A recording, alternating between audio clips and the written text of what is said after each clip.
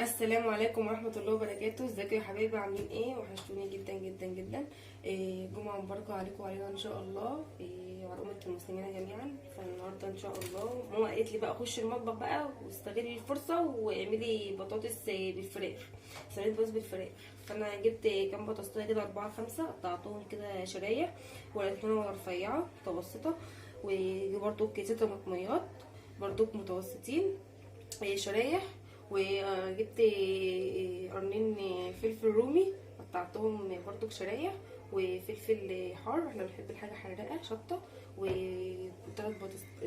وبصلتين كبار شرايح، و4 فصوص توم، ومكعب مرقه دجاج. ودي بقى خلطه كده بتاعت البهارات. فبقى هنحط الطماطم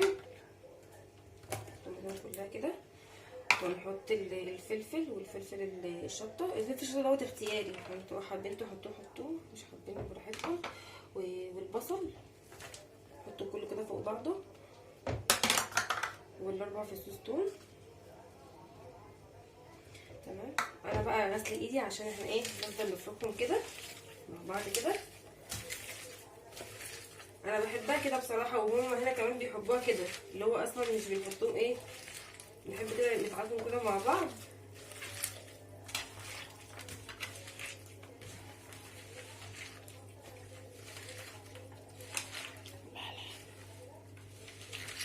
كده عشان معانا كمان.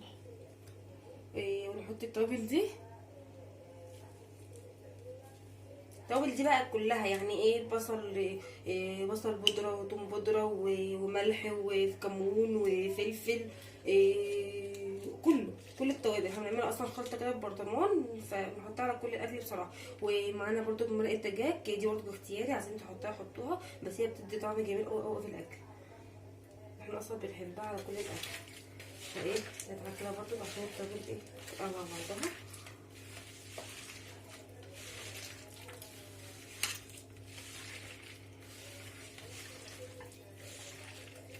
ماشي كده.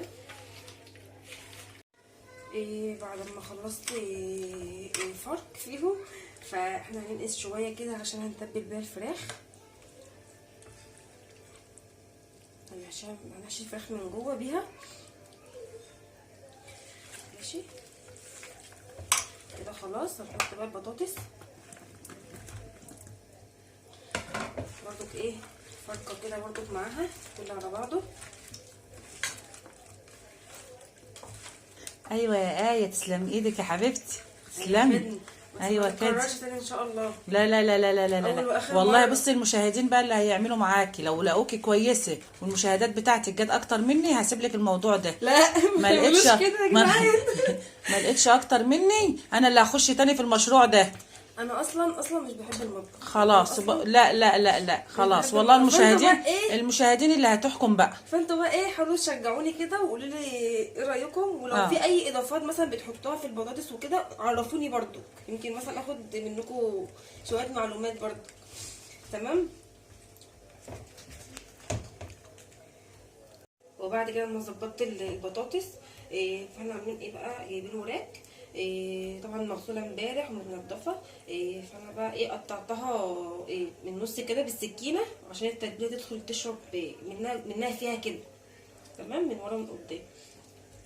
التتبيله بقى اللي احنا عينينها ديت ماشيه كده اهو، ماشي بقى كده اهو من جوه كده، من تحت الجلد كده.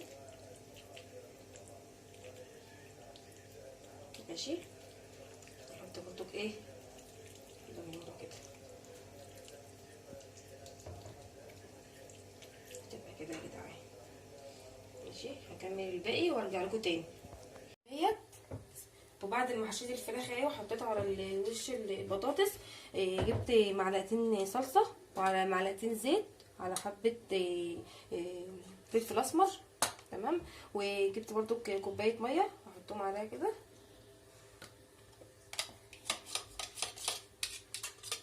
لو حد برضو عنده اي اضافات عرفوني برضو في الكومنتات ودعموني كده يا ولاد. انا اصلا مش بحب المطبخ عموما يعني، بس شكله هحبه. بعد كده بحط على الفراخ من وش كده انا اللي هخليكي تحبي المطبخ يا اي. ان شاء الله ان شاء الله. لازم تحبوا المطبخ عشان المطبخ يحبكم. بس مش عايزين واي نحب بنت جميله كده داخله جواز كتير لازم تحب المطبخ عشان جوزها يحبها. اللي جوزها يحبها ايه تعمل له ايه بقى؟ تملي له معدته باين او حاجه زي كده. ماشي نروح حاطين كده عشان طريق تتحمر على بيقول لك الوش طريق بقى. لقلب جوزك معدته. ان شاء الله. اكليه وظبطيه هيبص يلاقي يحبك ويشيلك في عينيه. خلاص انا بقى عشان بس ايه تدي حمار على الوش كده. هنحطها في الفرن. طبعا احنا مشغلين الفرن طبعا على درجه حراره 180 او 200 عشان بس الفرن يسخن معانا. فهنحطها في الفرن ونرجع لكم تاني ان شاء الله. بقى ايه شويه رز معمر.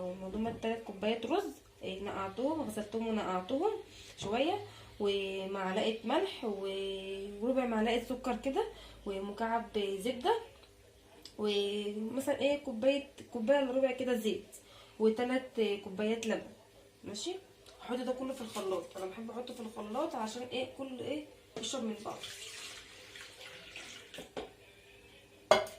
ماشي. والزيت حته السمنه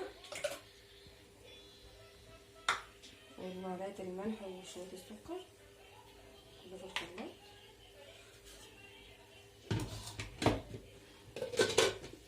بسم الله. وبعد ما تحطه في الخلاط نحطه بقى ايه كده مثلا الرز ما شاء الله حاجه كده وهم يعني. وهنحطهم بقى جنب صينيه البطاطس. وان شاء الله بقى اوريكم بقى الاكله بعد ما تخلص ان شاء الله. لايكات بقى وكومنتات بقى كتير وكده يعني دعموني كتير. يلا مع السلامه. ودي كانت نهايه اكلتنا النهارده. الرز المعمر ما شاء الله استوى اهوت. انا بس كنت عملته كده عشان اشوفه مستوي ولا لا، بس الحمد لله استوى خالص اهوت ومفرفر وجميل. والبطاطس صينيه البطاطس دي تحفه قوي والريحه فظيعه خطيره. وشفت اصلا تتبيله الفراخ من جوه كانت عامله ازاي جميله قوي قوي قوي. ولا الصوص بتاعها تحفه قوي. ولا الصوص بتاعها تحفه. والبطاطس برضو مستويه خالص اهيت. الله تحفه والله العظيم. تعالوا اتفضلوا معانا. ماما قالت لي لو الفيديو دوت جاب اكبر عدد مشاهدات هخليكي تطبخي على طول. انا عن نفسي مش عايزه اطبخ تاني فما تعملوش مشاهدات تاني ولا لايكات. حبايبي ان شاء الله نشوفكم على خير بفيديو جديد ان شاء الله باذن الله. يلا باي باي.